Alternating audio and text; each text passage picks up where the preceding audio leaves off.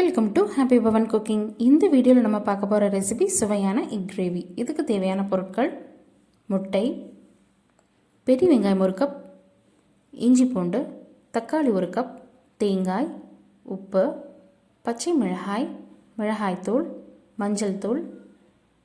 ஒரு பாத்திரத்தில் தண்ணி ஊற்றி முட்டையை வேக வச்சு எடுத்துக்கலாமுங்க. எக் பாயில் பண்ணும்போது கொஞ்சம் சால்ட் ஆட் பண்ணிக்கோங்க. கடாயில் எண்ணெய் ஊற்றிக்கிறோம். எண்ணெய் சூடானதுக்கப்புறமா கடுகு தாளிச்சிக்கலாம். இப்போது நம்ம தக்காளியும் பச்சை மிளகாயும் ஆட் பண்ணுறோம். நம்ம எல்லா வீடியோஸ்லையுமே தக்காளி தான் ஃபஸ்ட்டு ஃப்ரை பண்ணிகிட்ருக்கோம். ஏன்னா அப்போ தான் ஒரு நல்ல ஃப்ளேவர் கிடைக்கும். தக்காளி நல்லா ஃப்ரை ஆகி இஞ்சி பூண்டு பேஸ்ட் ஆட் பண்ணுறோம். பச்சை வாசம் போக வரைக்கும் நல்லா ஃப்ரை பண்ணி விட்டுக்கலாம்.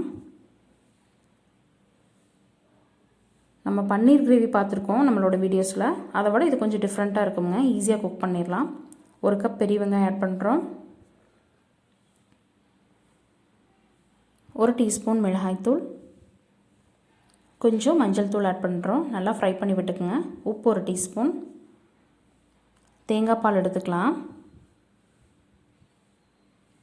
இப்போ ஃபஸ்ட்டு முட்டை ஆட் பண்ணிக்கலாம்.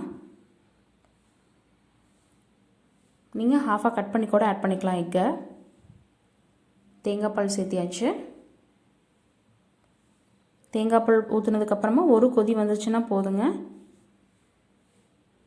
நீங்கள் வேணுன்னா கிரேவி திக்காகிறதுக்காக ஒரு முட்டையை உடச்சி ஊற்றிக்கலாம்.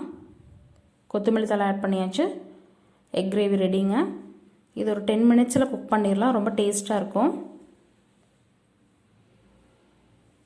கண்டிப்பாக ட்ரை பண்ணி பாருங்கள் ஃப்ரெண்ட்ஸ். இது சப்பாத்திக்கு ரொம்ப சூப்பராக இருக்கும்.